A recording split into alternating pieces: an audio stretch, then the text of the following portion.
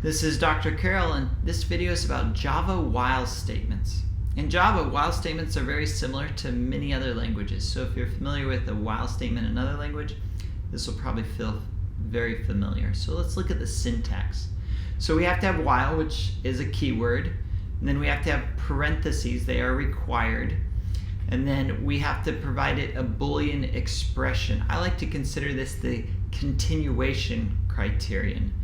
And so are we going to continue in this loop or not? Now, and so it's going to evaluate to either true or false. While the expression evaluates to true, then we'll execute the entire loop body. And so we can have a statement in the loop body, and this is syntactically correct. But I found it's common if I have one statement, I probably will add another at some point. And so we want to go ahead and add the braces so that we can have multiple statements as well. And typically what we do at the end of a while statement, that last statement is an update statement. Let's see an example here. So if we declare an initialization of num equals 5 here, so we initialize, that's typically step 1 with a loop. Then we have our keyword, our parentheses, and our expression we're going to say is num greater than to 0.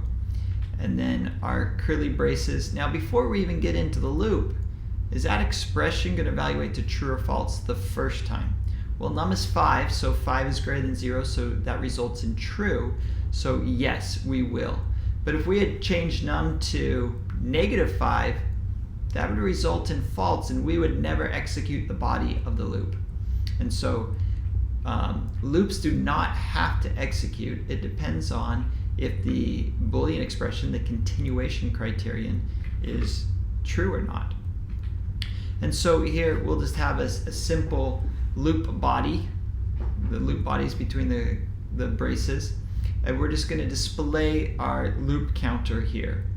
And so now we could execute this, but it's going to result in an infinite loop. So let's make sure we decrement with a pre-decrement operator. So that will reduce num by 1 each time through the loop. That's what the pre-decrement operator does. And just to show that we're done with the loop, let's display blast off. Let's see this. Let's compile this and let's execute it. Sure enough, I was going so fast. So if we run it again, it's 5, 4, 3, 2, 1, blast off. And we see that counter being decremented each time. That's it for this video. I hope you enjoyed it.